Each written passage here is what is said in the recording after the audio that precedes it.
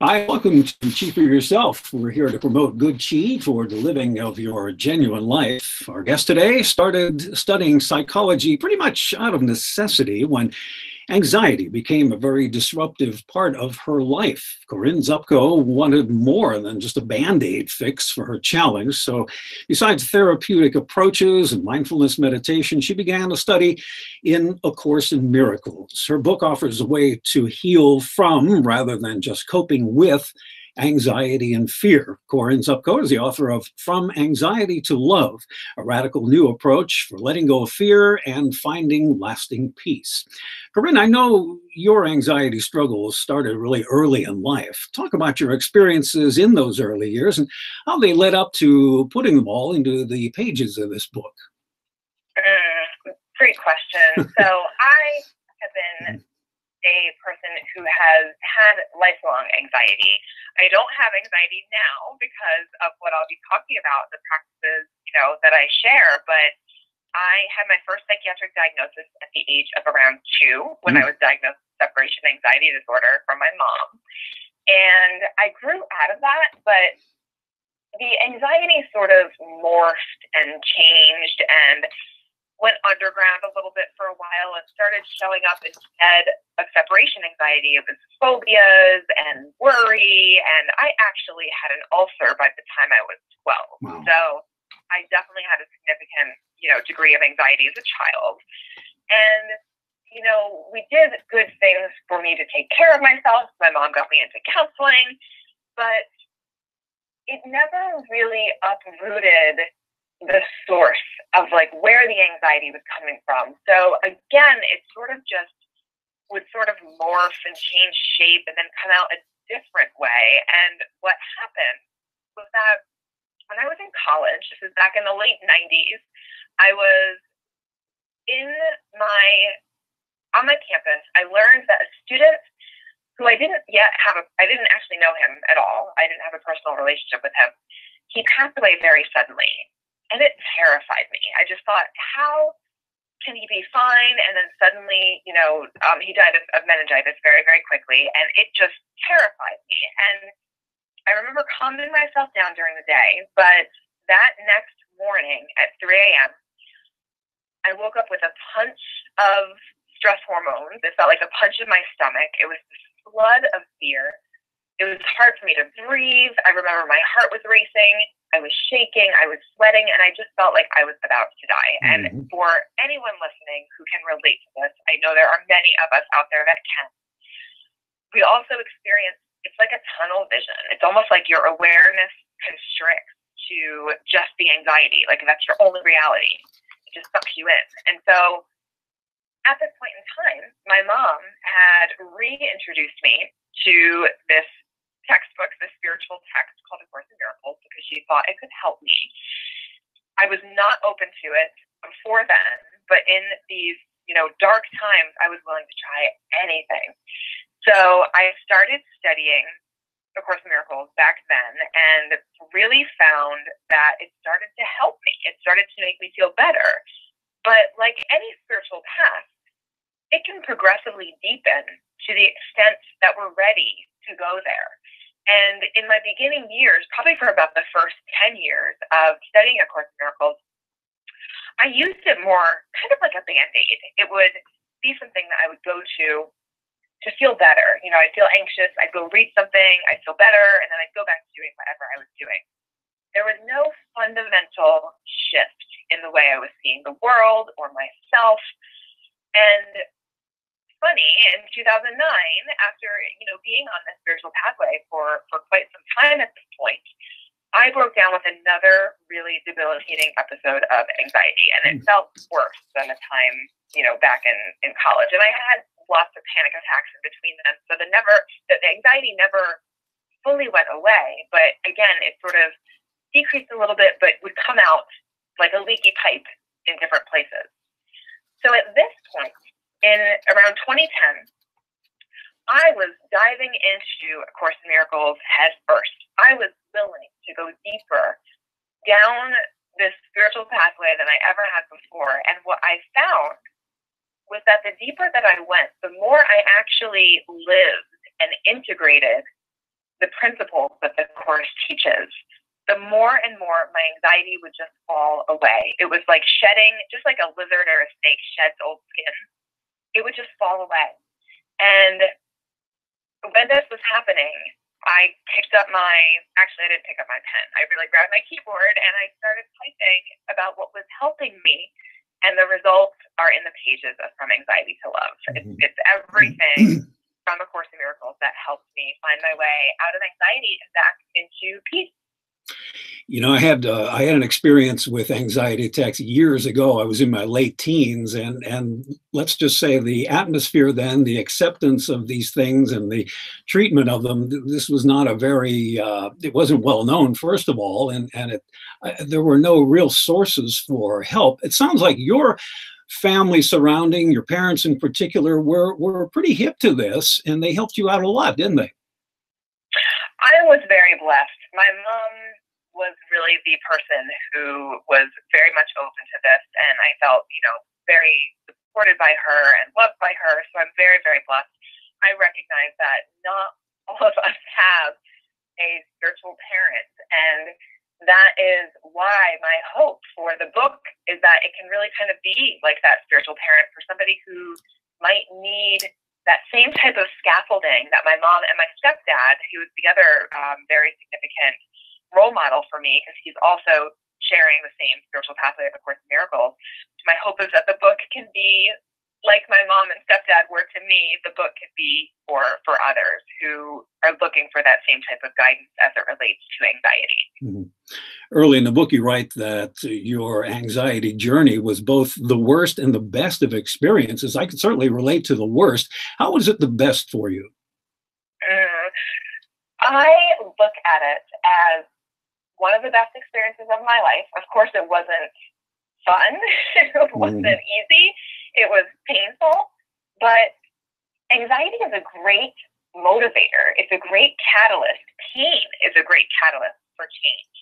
And so when we can repurpose our challenges as opportunities, we then have a whole new world open to us. And so I look at anxiety as one of my greatest teachers, because it has now brought me to a place not to find otherwise.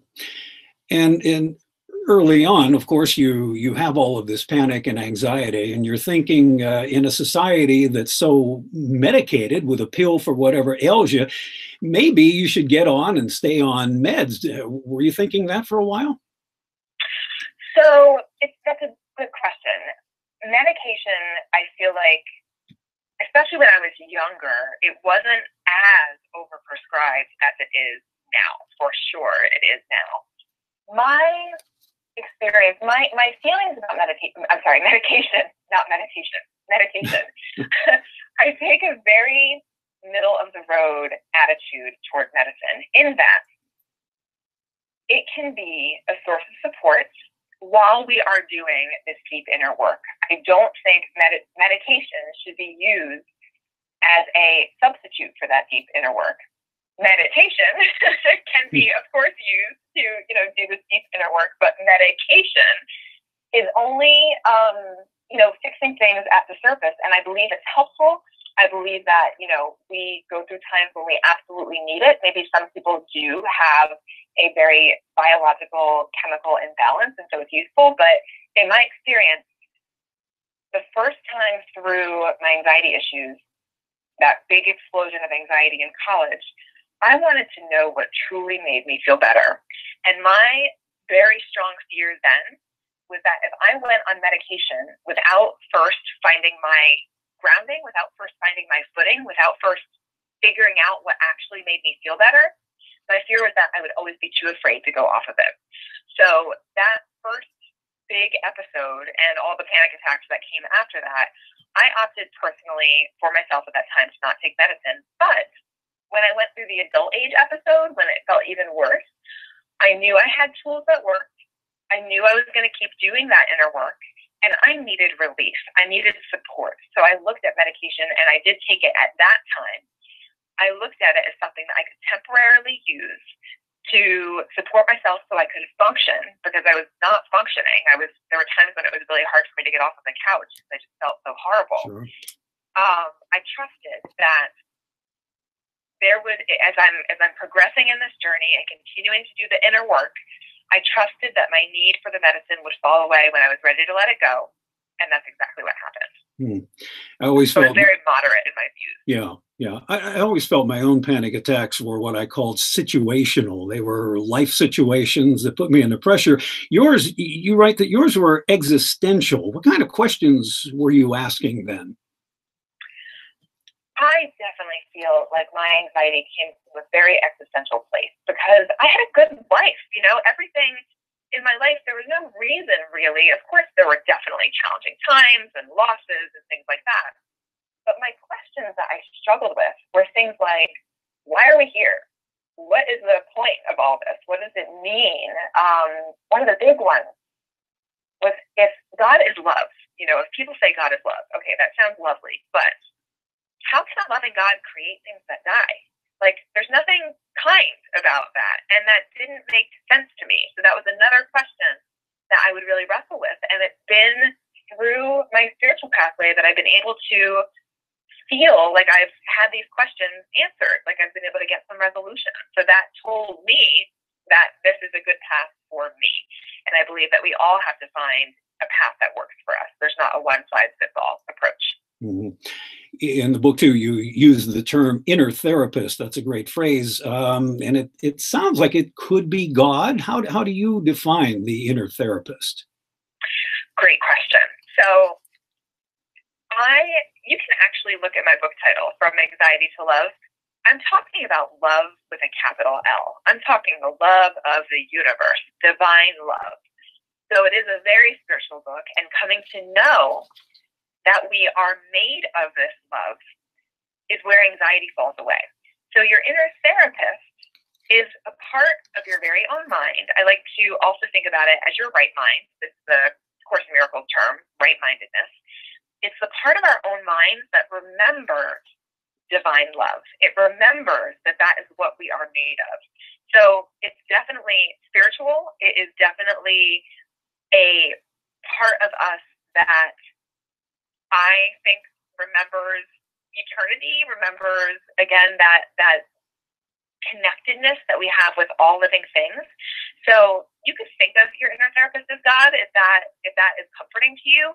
I think about it more as another course term, and this might not be a term that resonates with everybody, but the Course in Miracles talks about the Holy Spirit and how the Holy Spirit is your inner teacher. It's your right mind. And so I think about your inner therapist as like the Holy Spirit, this part of our mind, or it is the Holy Spirit in my conceptualization. It's this part of our mind that enables us to remember the love of the universe. So again, we can get caught in semantics. A lot of people get tripped up with the word God or the word Holy Spirit, but we have to look at the meaning behind the word. And the meaning behind the word is always love, and that connection that we share with one another. Well, we've all heard stories of miracles, but I think a lot of people have doubts that miracles can happen in their lives. What is a miracle, really? And what are we looking for when we want a miracle? So, according to A Course in Miracles, miracles are shifts in perception. We can think about it in two different but interrelated ways. Miracles internally are when we shift our perception from fear to love. So we've been perceiving with fear, perceiving with separation, and then suddenly we ask for a shift, and the shift that comes in is that we have a restored sense of peace. We have a restored sense of love. So an internal miracle is a shift in perception. An external miracle is an expression of love. So every time that we express compassion and kindness and care and love to one another, we are being miracle workers. We are expressing those miracles. So the definition is definitely a little different than what we're used to thinking. But there's a quote in the Course that says that miracles are natural. When they do not occur, something has gone wrong. And if you think about it, that means expressions of love are natural. And when they don't occur, something has gone wrong. And what's gone wrong? We've sort of taken a detour down a fearful pathway again. We've listened to the fear voice in our mind rather than the voice of love, which is also the voice of your inner therapist. We like to talk meditation and mindfulness and such on this program. You teach meditation. How does a practice help us deal with fear? I love meditation so much, and our fears can do that chokehold. They can just grip us. If anybody listening has ever had that like tightness in your chest when you wake up, that gripping feeling of this just crushing anxiety, that's the fearful thought system taking hold. Those fears are often coming from our heads. They're coming from our thoughts. We get lost in that fearful loop. Meditation can be a means by which we step outside of that closed loop of fearful thought to really have an experience of something greater than ourselves, or something peaceful, or something of love. So the process of meditation is not so much about stilling the mind. I come from professional training in mindfulness meditation, and one of the greatest things that I learned through my training was that mindfulness is about paying attention. Mindfulness meditation is about paying attention.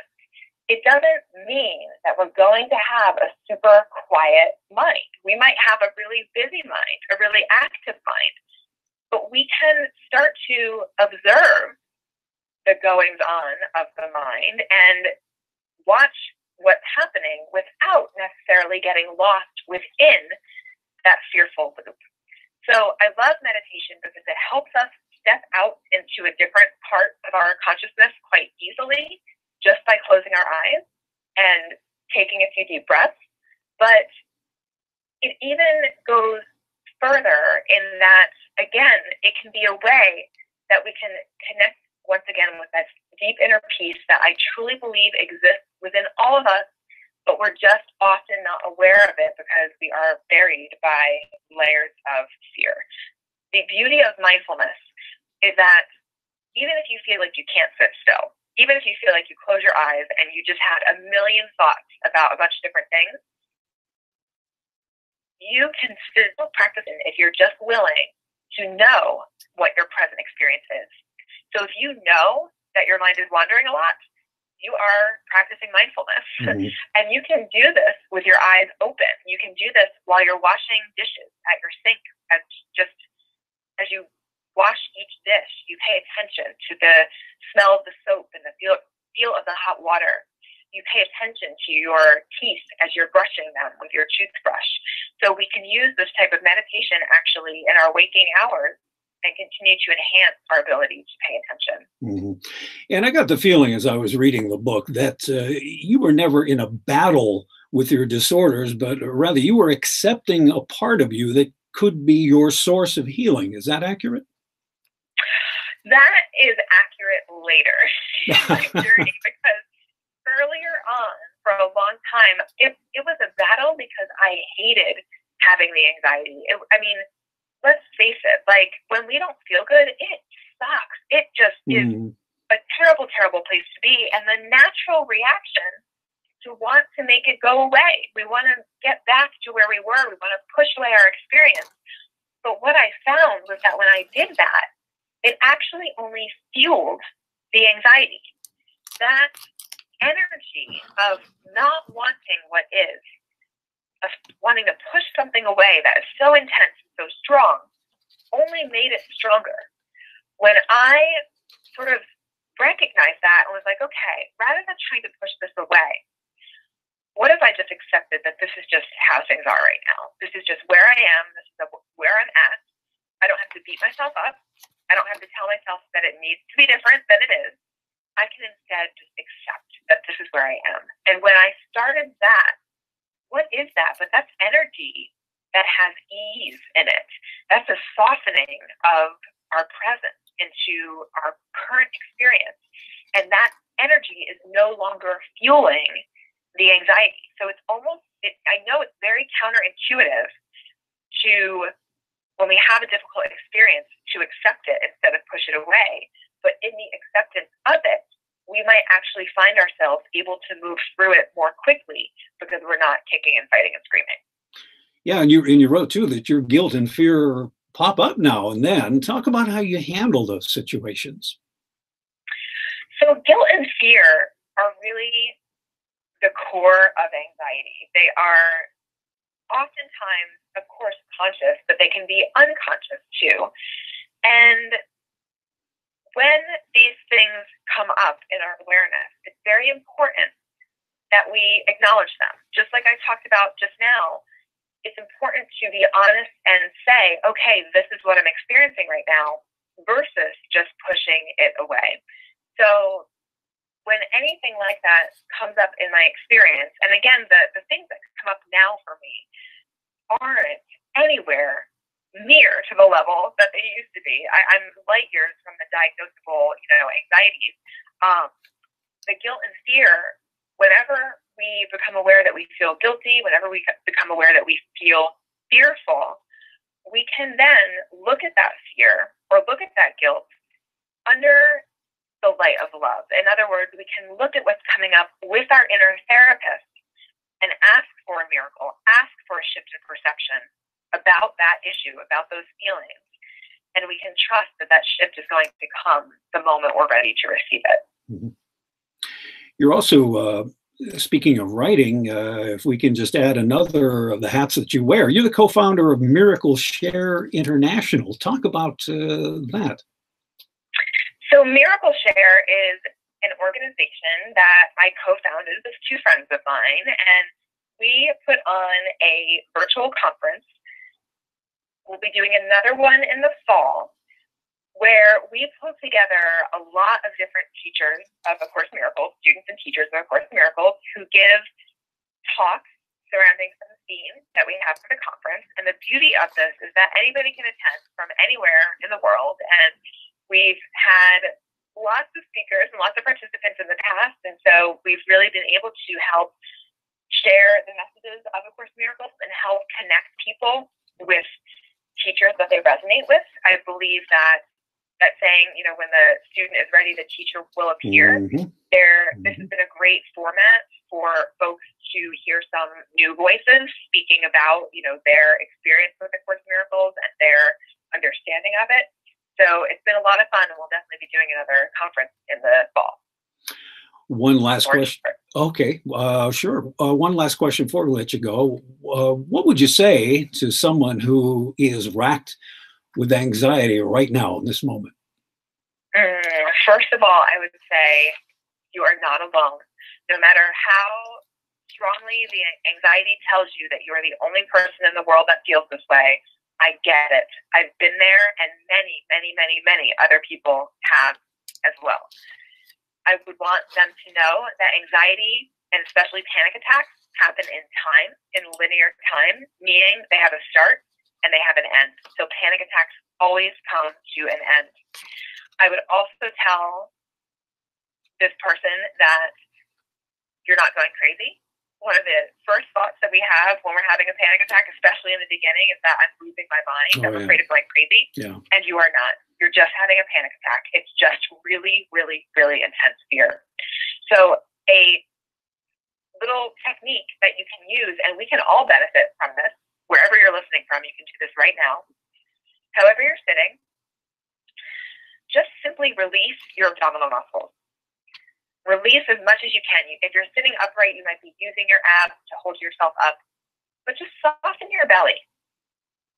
And just by releasing those muscles, you might notice that your belly starts moving as you breathe.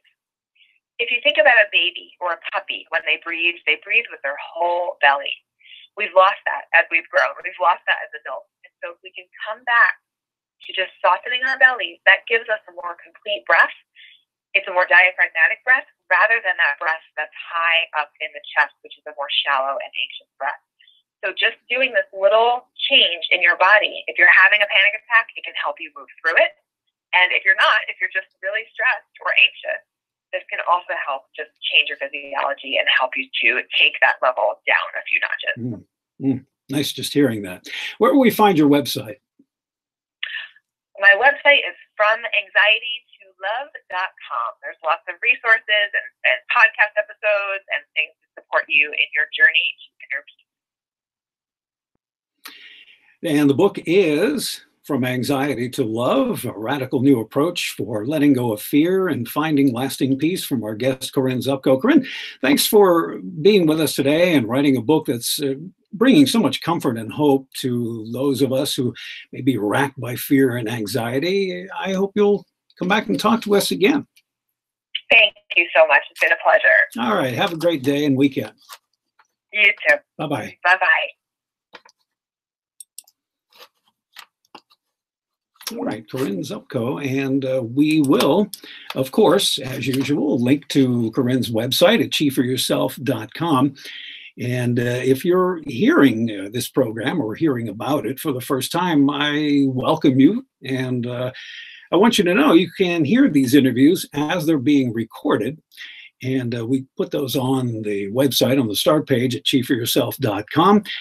And you'll be notified, too, as to when our guests are going to be on, what day and time. You do that through the Genuine's blog posts. If you subscribe to Genuine, you do that through the start page with a little box at the top of the page. Put your email address in there, and we'll send you the updates. Of course, we're heard on numerous audio hosting sites, not the least of which is blogtalkradio.com. That generally happens on the day following the actual recording. They're the first site to get the show as it's produced and finished and all ready to go.